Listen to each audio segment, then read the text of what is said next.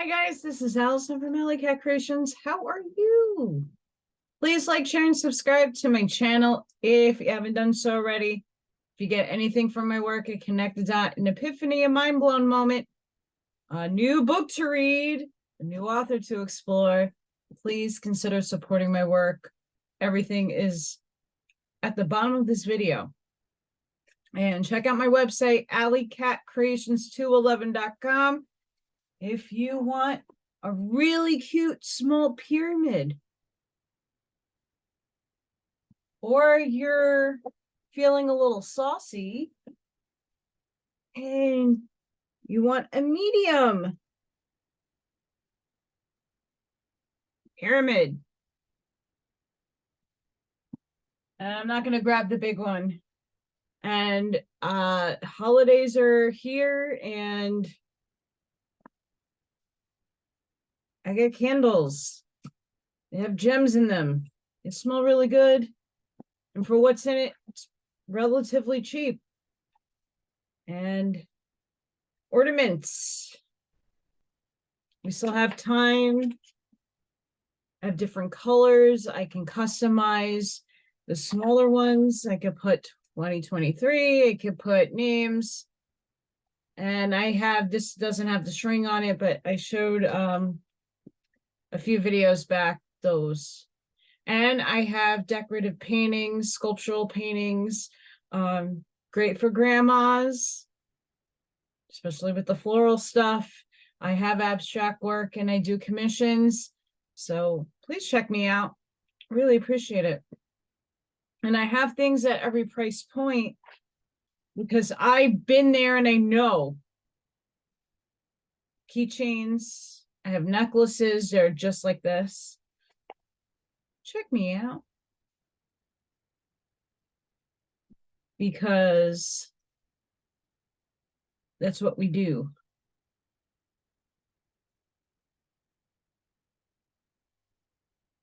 Oh.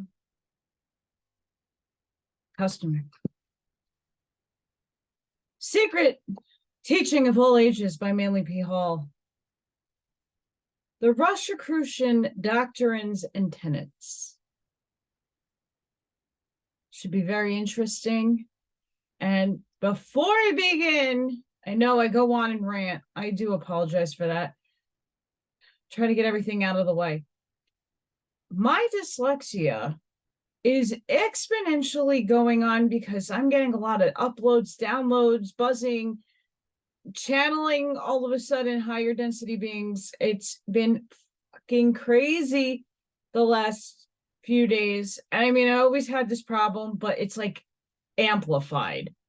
And my pronouncing of words, for those of you who are new to my channel, I have bad teeth. My teeth fall down literally at will.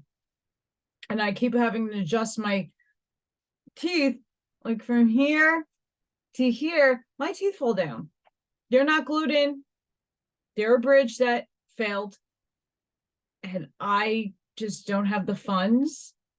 Like what I'm making and stuff, I'm really charging at cost. I'm not really charging exponentially a lot of money. So I'm just making even with the business. I have bills to pay and other things of that nature. So the teeth, I can't get them fixed. It's really expensive. So it is what it is. I give myself compassion and grace because I need to do that. And if you want any of that advice, give compassion and grace. We're not perfect. And my projection of certain words and not pronouncing things properly is all neurologically kerfuffled in my brain. So please, and thank you. Trustworthy information is unavailable concerning the actual philosophical beliefs, political aspirations, and humanitarian activities of the Rosicrucian fraternity. Today, as of old, the mysteries of the society are preserved inviolate by virtue of their essential nature, and attempts to interpret Rosicrucian philosophy are but speculations, anything to the contrary notwithstanding. Evidence points to the probable existence of two distinct Rosicrucian bodies, an inner organization whose members never revealed their identity or teachings to the world, and an outer body under the supervision of the inner group. In all probability, the symbolic tomb of Christian Rosicrucian, Knight of the Golden Stone, was in reality this outer body, the spirit of which is in a more exalted sphere. For a period of more than a century subsequent to 1614, the outer body circulated tracts and manifestos under either its own name or the names of various initiated members. The purpose of these writings was apparently to confuse and mislead investigators, and thus effectively to conceal the actual designs of the fraternity. The Rosicrucianism became the philosophical fad of the 17th century. Numerous documents on the subject were also circulated for purely commercial purposes by impostors desirous of capitalizing its popularity. The cunningly contrived artifices.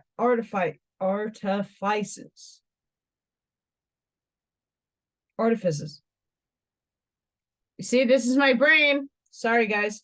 Of the fraternity itself and the blundering literacy impostors of charlatans formed a double veil behind which the inner organization carried on its activities in a manner totally dissimilar to its purposes and principles as publicly disseminated. The fratres Rosicrucians naively refer to the misunderstandings which they have, for obvious reasons, permitted to exist concerning themselves as being clouds within which they labor and behind which they are concealed. So, pause. This sounds very familiar. 17th letter of the alphabet. There's like an inner and then there's an outer, and then the outer people don't divulge who's in the inner. They go by secret terms and names, and then the outer people are spewing disinformation. There's agendas to look here while this is happening, or you can't know anything going on behind the scenes. You're not important enough to know. Again, military psychological operations and warfare. I get it. I really do. And I understand why these people had to hide. I get it. But there is some point. There is a point. If you're hiding things from humanity in this day and age, there's enough of us enlightened, expanded, aware, at least aware. We might not know it all in terms of all the operations and all the subsections of rabbit holes we all have to go down, right? But at least as a common whole, there is more of us aware at base level shit that why are we still in secret? This right here points out what's going on now in our society. Do we have to do everything twice, or are we in a time loop because time is non-existent and we're replaying everything in multiple dimensions and multiple times?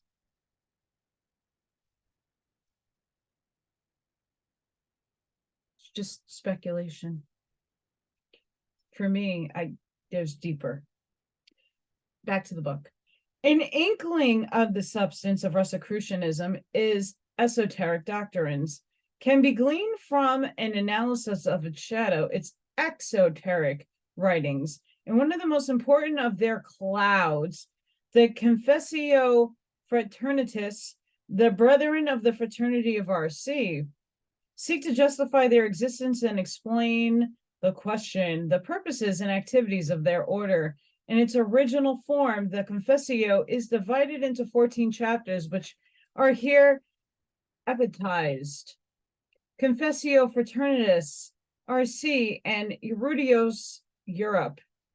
I'm sorry if I'm not pronouncing those words properly. It's not my language. And even in my language, doesn't matter. Chapter 1. Do not, through hasty judgment or prejudice, misinterpret the statements concerning our fraternity published in our previous manifesto, the Fama Fraternitas. Jehovah, beholding the decadence of civilization, seeks to redeem humanity by revealing to the willing and by thrusting upon the reluctant those secrets which previously he had reversed for his elect. Reversed. By this wisdom, the godly shall be saved, but the sorrows of the ungodly should be multiplied. While the true purpose of our order was set forth in the Fama Fraternitas, misunderstandings have arisen through which we have been falsely accused of heresy and treason. In this document, we hope to so clarify our position that the learned of Europe will move to join with us in the dissemination of divine knowledge according to the will of our illustration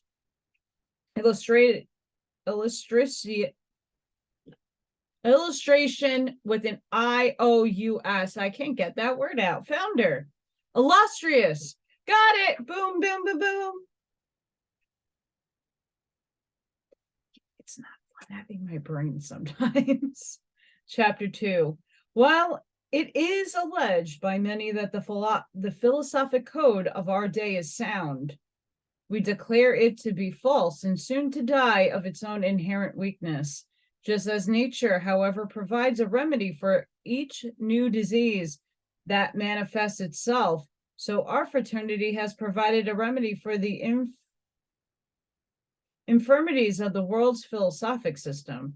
The secret philosophy of the RC is founded upon the knowledge which is the sum and head of our faculties, science and arts, by our divinely revealed system, which partakes much of theology and medicine, but little of jurisprudence.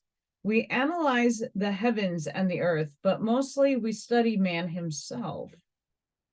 Within those whose nature is concealed the supreme secret, if the learned of our day will accept our invitation and join themselves to our fraternity, we will reveal to them undreamed of secrets and wonders concerning the hidden workings of nature.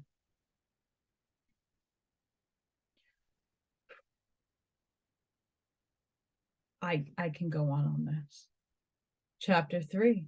Do not believe that the secrets discussed in this brief document are lightly esteemed by us.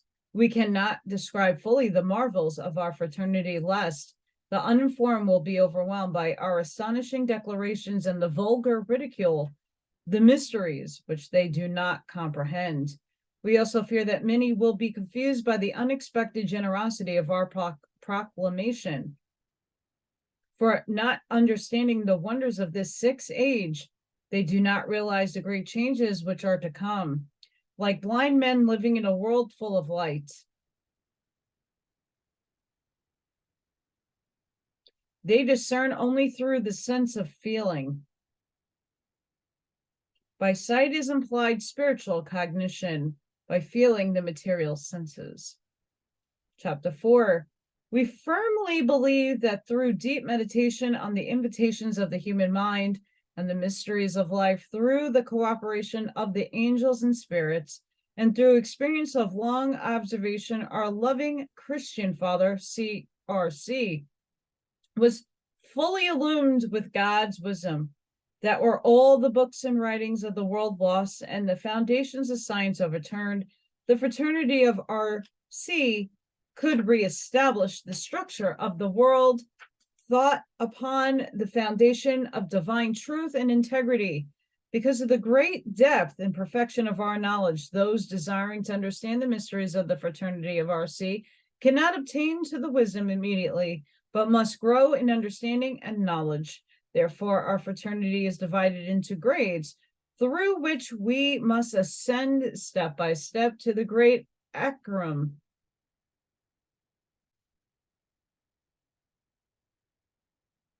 It could be Arcanum.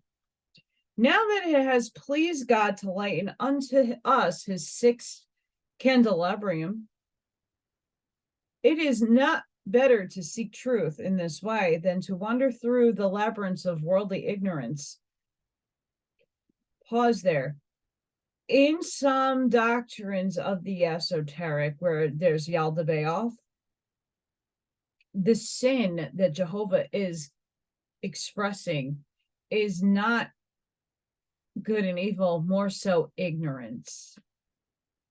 If you check out Morg Official, he goes over a lot of the secret doctrines and books banned by the church, and the series on Yaldabaoth and the Archons and other interesting books he reads. Ignorance is really like the keynote there. It's not, it's ignorance. That's the sin of the world. Furthermore, those who receive this knowledge shall become masters of all arts and crafts. No secret shall be hidden from them, and all good works of the past, present, and future shall be accessible to them. The whole world shall become as one book, and the contradictions of science and theology shall be reconciled. Rejoice, O humanity, for the time has come when God has decreed that the number of our fraternity shall be increased, a labor that we have joyously undertaken. The doors of wisdom are now open to the world, but only to those who have earned the privilege. May the brothers present themselves, for it is forbidden to reveal our knowledge even to our own children. The right to receive spiritual truth cannot be inherited. It must be evolved within the soul of man himself. Chapter 5. Though we may be accused of indiscretion in offering our treasures so freely and promiscuously, without discriminating between the godly, the wise, the prince, the peasant, we affirm that we have not betrayed our trust. For although we have published our fama in 5 languages, only those understand it who have the right. Our society is not to be discovered by curiosity seekers, but only by serious and consecrated thinkers. Nevertheless, we have circulated our fama in 5 mother tongues, so that the righteous of all nations may have an opportunity to know us, even though they be not scholars. 1,000 times the unworthy may present themselves and clamor at the gates, but God has forbidden us of the fraternity of RC to hear their voices, and he has surrounded us with his clouds and his protection, so that no harm may come to us. And God has decreed that we of the order of RC can no longer be seen by mortal eyes unless they have received strength borrowed from the eagle. We further affirm that we shall reform the governments of Europe and pattern them according to the system applied by the philosophers of Damakar. All men desirous of securing knowledge shall receive as much as they are capable of understanding. The rule of false theology shall be overthrown, and God shall make his will known through his chosen philosophers. Chapter 6. Because of the need of brevity, it is enough to say that our father R.C. was born in the year 1378 and departed at the age of 106, leaving us to the labor of spreading the doctrine of philosophic religion to the entire world. Our fraternity is open to all who sincerely seek for truth, but we publicly warn the false and impious that they cannot betray or injure us, for God has protected our fraternity, and all who seek to do it harm shall have their evil designs returned and destroyed them, while the treasures of our fraternity shall remain untouched, to be used by the lion in the establishment of his kingdom. Chapter 7. We declare that God, before the end of the world, shall create a great flood of spiritual light to alleviate the suffering of humankind. Solar flash. Falsehood and darkness, which have crept into the arts, the sciences, religion, and governments of humanity, making it difficult for even the wise to discover the path of reality, shall be forever removed and single standard established, so that all may enjoy the fruitage of truth.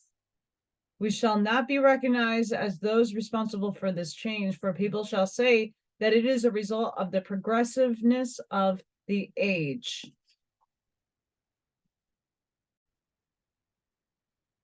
Great are the reforms about to take place, but we of the fraternity of RC do not arrogate to ourselves the glory for the divine reformant, since many there are not members of our fraternity, but honest, true, and wise men, who by their intelligence and their writings shall hasten its coming.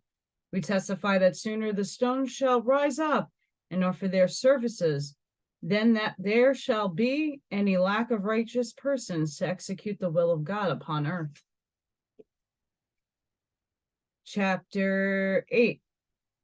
That no one may doubt, we declare that God has sent messengers and signs in the heavens, namely the new stars in Serpentaurus and Cygnus, to show that a great council of the elect is to take place. This proves that God reveals invisible nature for the discerning few, signs and symbols of all things that are coming to pass. God has given man 2 eyes, 2 nostrils, and 2 ears, but only 1 tongue. Whereas the eyes, the nose, the nostrils, the ears emit the wisdom of nature into the mind, the tongue alone give it forth. In various ages there have been illumined ones who have seen, smelt, tasted, or heard the will of God, but it will shortly come to pass that those who have seen, smelt, tasted, or heard shall speak, and truth shall be revealed. Before this revelation of righteousness is possible, however, the world must sleep away the intoxication of her poison chalice, filled with the false life of the theological vine, and opening her heart to virtue and understanding, welcome the rising sun of truth. Doesn't this sound like what we are walking through right now?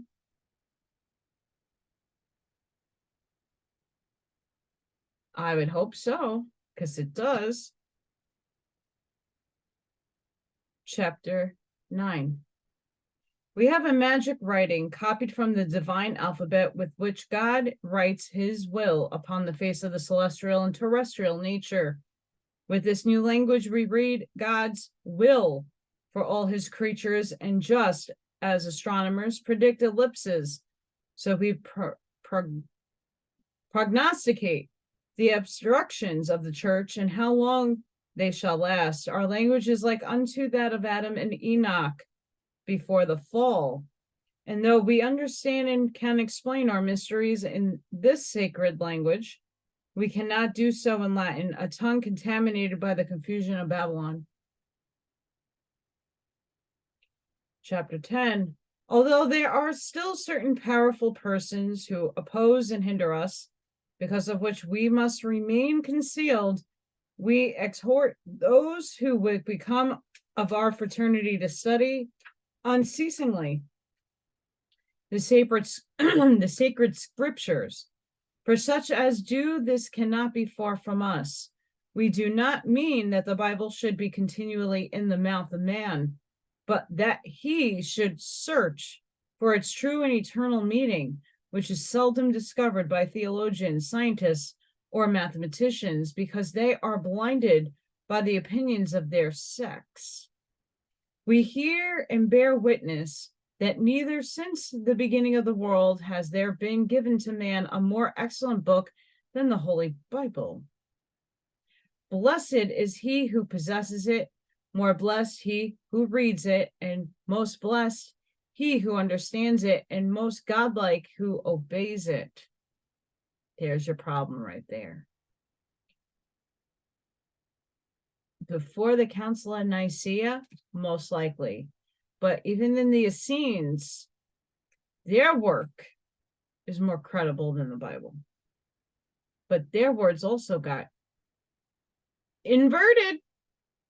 Chapter 11, we wish the statements we made in the Fama Fraternitas concerning the transmutation of metals in the universal medicine to be rightly understood. While we realize that both these works are obtainable by man, we fear that many really great minds may be led away from the true quest of knowledge and understanding if they permit themselves to limit their investigation to the transmutation of metals. When to a man is given power to heal disease, to overcome poverty, and to reach a position of worldly dignity, that man is best by numerous temptations, and unless he possesses true knowledge and full understanding, he will become a terrible menace to mankind. The alchemist who obtains to the art of transmutation base metals can do all manner of evil unless his understanding be as great as his self-created wealth. We therefore affirm that man must first gain knowledge, virtue, and understanding, then all other things may be added unto him. We accuse the Christian church of the great sin of possessing power and using it unwisely. Therefore, we prophesy that it shall fall to the weight of its own iniquities, and its crown shall be brought to naught. Chapter 12. In concluding our confessio, we earnestly admonish you to cast aside the worthless books of pseudo-alchemists and philosophers, of whom there are many in our age, who might make light of the Holy Trinity and deceive the critics with meaningless enigmas. One of the greatest of these is a stage player, a man with sufficient integrity for imposition. Such men are mingled by the enemy of human welfare among those who seek to do good, thus making truth more difficult of discovery. Believe us, truth is simple and unconcealed, while falsehood is complex, deeply hidden, proud, and its fictitious worldly knowledge, seemingly a glitter with godly luster, is often mistaken for divine wisdom. You that are wise will turn from these false teachings and come to us, who seek not your money, but freely offer you our greater treasure. We desire not your goods, but you should become partakers of our goods. We do not deride parables, but invite you to understand all parables and all secrets. We do not ask you to receive us, but invite you to come unto our kingly houses and palaces, not because of ourselves, but because we are so ordered by the Spirit of God, the desire of our most excellent Father, CRC, and the need of the present moment, which is very great. Chapter 13. Now that we have made our position clear, that we certainly confess Christ, disavow the papacy, devote our lives to true philosophy and worthy living, and daily invite and admit into our fraternity the worthy of all nations, who thereafter shall share with us the light of God. Will you not join yourselves with us to the perfection of yourselves, the development of all the arts, and the service of the world? If you will take this step, the treasure of every part of the earth shall be at one time given unto you, and the darkness which envelopes human knowledge and which results in the vanities of material arts and sciences shall be forever dispelled. Chapter 14.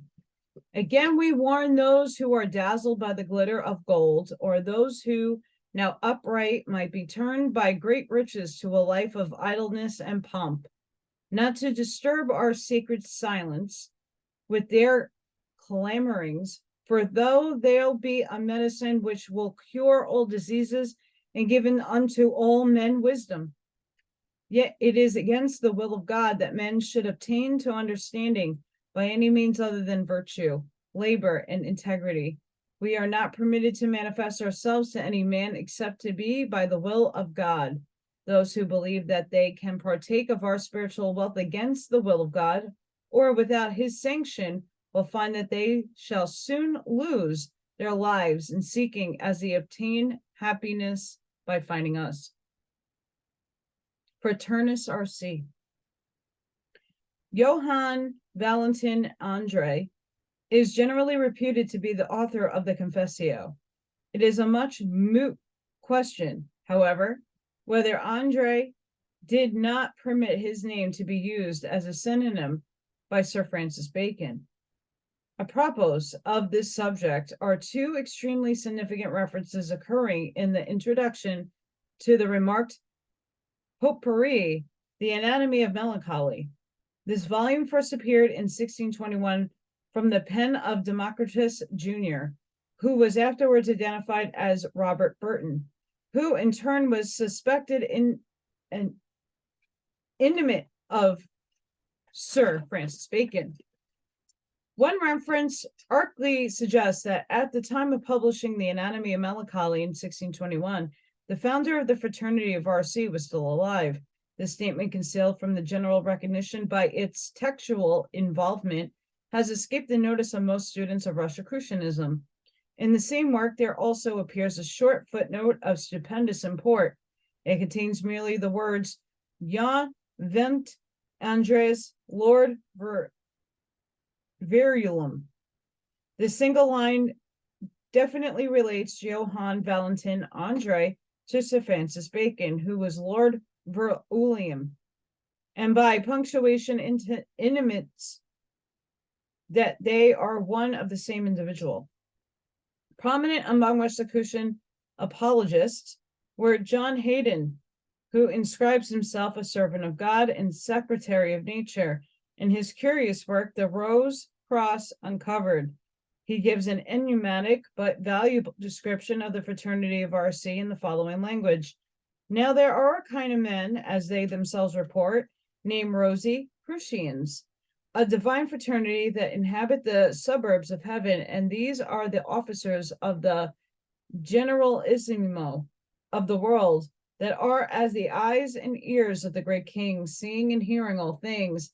They say these Rosicrucians are seraphitically illuminated. As Moses was, according to this order of the elements, earth refined to water, water to air, air to fire. He further declares that these mysterious brethren possessed polymorphous powers, appearing in any desired form at will. In the preface of the same work, he enumerates the strange powers of the Rosicrucian adepts. I shall here tell you that Rosicrucians are, and that Moses was their father, and he was, there's Greek here. Some say they were of the order of Elias, some say the disciples of Ezekiel, for it should seem Rosicrucians were not only initiated into the Mosaical theory, but have arrived also to the power of the working miracles, as Moses, Elias, Ezekiel, and succeeding prophets did, as being transported where they please, as Habakkuk was from Jeri to Babylon, or as Philip, after he had baptized the eunuch, to Azotus, and one of these went from me to a friend of mine in Devonshire, and became and brought me an answer to London the same day, which is 4 days' journey. They taught me excellent predictions of astrology and earthquakes. They slacked the plague in cities. They silenced the violent winds and tempests. They calm the rage of the sea and rivers. They walk in the air. They frustrate the malicious aspects of witches. They cure all diseases. The writings of John Hayden are considered a most important contribution to Rosicrucian literature.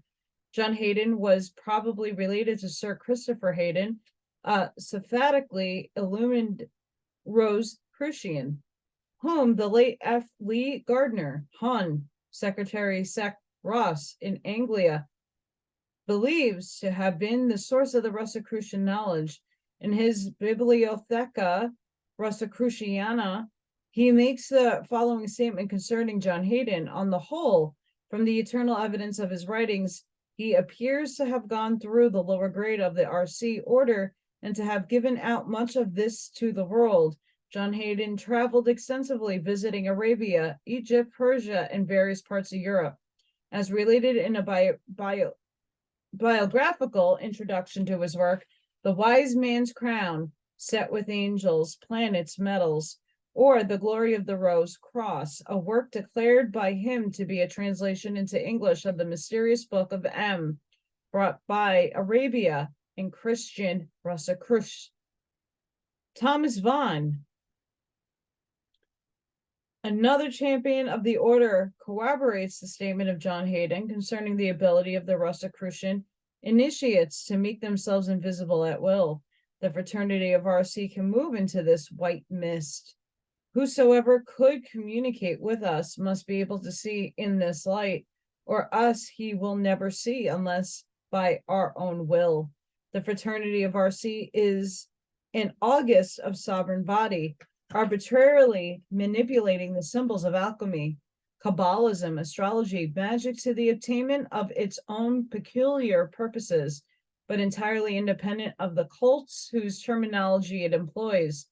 The three major objects of the fraternity are: 1, the abolition of all monarchical forms of government and the substitution thereof of the rulership of the philosophic elect. The present democracies are the direct outgrowth of Rosicrucian efforts to liberate the masses from the domination of despotism.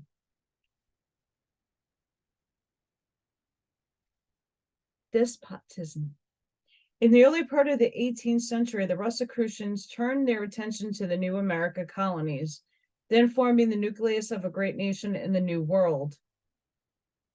The American War of Independence represents their first great political experiment and result in the establishment of a national government founded upon the fundamental principles of divine and natural law. As an impoverishable reminder of their sub rosa activities, the Rosicrucians left the Great Seal of the United States. The Rosicrucians were also the instigators of the French Revolution, but in this instance were not wholly successful, owing to the fact that the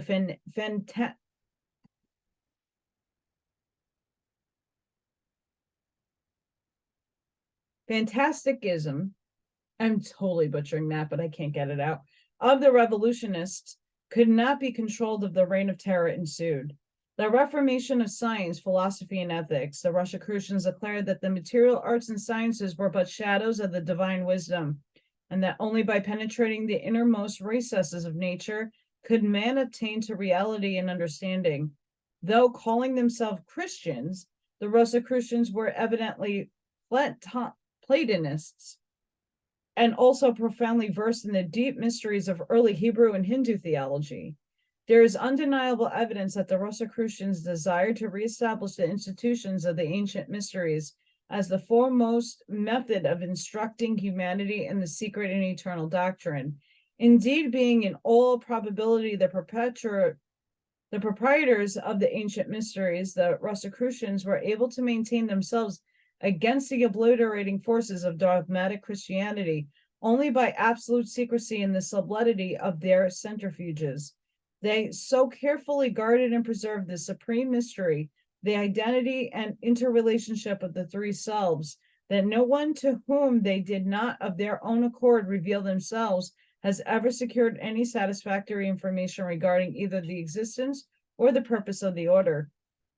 The fraternity of RC, through its outer organization, is gradually creating an environment of or body in which the illustrious brothers CRC may ultimately incarnate and consummate for humanity the vast spiritual and material labors of the fraternity. The discovery of the universal medicine or panacea for all forms of disease. There is an ample evidence that the Rosicrucians were successful in their quest for the elixir of life. In the Theatrum Chemicum Botanicum, Elias Ashmole states that the Rosicrucians were not appreciated in England, but were welcomed on the continent. He also states that Queen Elizabeth was twice cured of the smallpox by the Brethren of the Rose Cross, and that the Earl of Norfolk was healed of leprosy by a Rosicrucian physician. In the quotations that follow, it is hinted by John Hayden that the brothers of the fraternity possess the secret of prolonging human existence indefinitely, but not beyond the time appointed by the will of God. Now we have to ask ourselves, God, which one? Prime Creator created the duality in the dualistic sense of good and evil. Is this a God and evil? And at last they could restore by the same course every brother that died to life again. And so continue many ages. The rules you find in the fourth book. After this manner began the fraternity of the Rose Cross. First by 4 persons who died and rose again until Christ. And then they first came to worship as the star guided them to the Bethlehem of Judah, where lay our Savior in his mother's arms. Then they opened their treasure and presented unto him gifts, gold, frankincense, and myrrh. And by the commandment of God went home to their habitation. These 4, waxing young again, successfully many hundreds of years, made a magical language and writing with a large dictionary, which we yet daily use to God's praise and glory, and do find great wisdom therein. Now, while his brother CR was in proper womb, quickening, they concluded to draw and receive yet another more into their fraternity. The womb herein referred to was apparently the glass casket or container in which the brothers were buried. This was also called the philosophical egg. After a certain period of time, the philosopher, breaking the shell of his egg, came forth and functioned for a prescribed period, after which he retired again in his shell of glass. The Rosicrucian medicine for the healing of all human infirmities may be interpreted either as a chemical substance which produces the physical effects described, as a spiritual understanding, the true healing power which, when a man has partaken of it, reveals truth to him. Ignorance is the worst form of disease, and that which heals ignorance is therefore the most potent of all medicines. The perfect Rosicrucian medicine was for the healing of nations, races, and individuals. In an early unpublished manuscript, an unknown philosopher declares alchemy, Kabbalism, astrology, and magic to have been divine sciences originally, but that through perversion they had become false doctrines, leading seekers after wisdom even farther from their goal. The same author gives a valuable key to esoteric Rosicrucianism by dividing the path of spiritual attainment into 3 steps, or schools, which he calls mountains. The first and lowest of these mountains is the Mount Sophia, the second Mount Kabbalah, and the third Mount Magia. These 3 mountains are sequential stages of spiritual growth. The unknown author then states, by philosophy is to be understood the knowledge of workings of nature, by which knowledge man learns to climb to the higher mountains above the limitations of sense. By Kabbalism is to be understood the language of the angelic or celestial beings, and he who masters it is able to converse with the messengers of God. On the highest of the mountains is a school of Magia, divine magic, which is the language of God, wherein man is taught the true nature of all things by God himself. There is a growing conviction that if the true nature of Rosicrucianism was divulged, it would cause consternation, to say the least. Rosicrucian symbols may have many meanings, but the Rosicrucian meaning has not yet been revealed. The mount upon which stands the house of the Rosy Cross is still concealed by clouds, in which the brethren hide both themselves and their secrets. Michael Mayer writes, what is contained in the Fama and Confessio is true. It is a very childish objection that the brotherhood have promised so much and performed so little. With them and elsewhere, as many are called, but few are chosen. The masters of the order hold out the rose as a remote prize, but they impose the cross on those who are entering. The rose of the cross appeared upon the stained glass windows of Lichfield Chapter House, where Walter Conrad Arnsberg believes Lord Bacon and his mother to be buried. A crucified rose within a heart is watermarked into the dedication page of the 1628 edition of Robert Burton's Anatomy of Melancholy. The fundamental symbols of the Rosicrucians were the rose and the cross. The rose female, the cross male, both universal phallic emblems, which such learned gentlemen as Thomas Inman, Hargrave Jennings, and Richard Payne Knight have truly observed that the rose and the cross typify the generative processes. These scholars seem unable to pierce the veil of symbolism. They do not realize that the creative mystery in the material world is merely a shadow of the divine creative mystery in the spiritual world. That's fact. Because of this phallic significance of their symbols, both the Rosicrucians and the Templars have been falsely accused of practicing obscene rites in their secret ceremonies. While it is quite true that the alchemical retort symbolizes the womb, it also has a far more significant meaning concealed under the allegory of the second birth. A generation is the key to material existence. It is natural that the fraternity of RC should adopt as its characteristic symbols those exemplifying the reproductive process. As regeneration is the key to the spiritual existence, they therefore found their symbolism upon the rose and the cross, which typify the redemption of man through the union of his lower temporal nature with his higher eternal nature. The rosy cross is also a hieroglyphic figure representing the formula of the universal medicine. And that ends this section.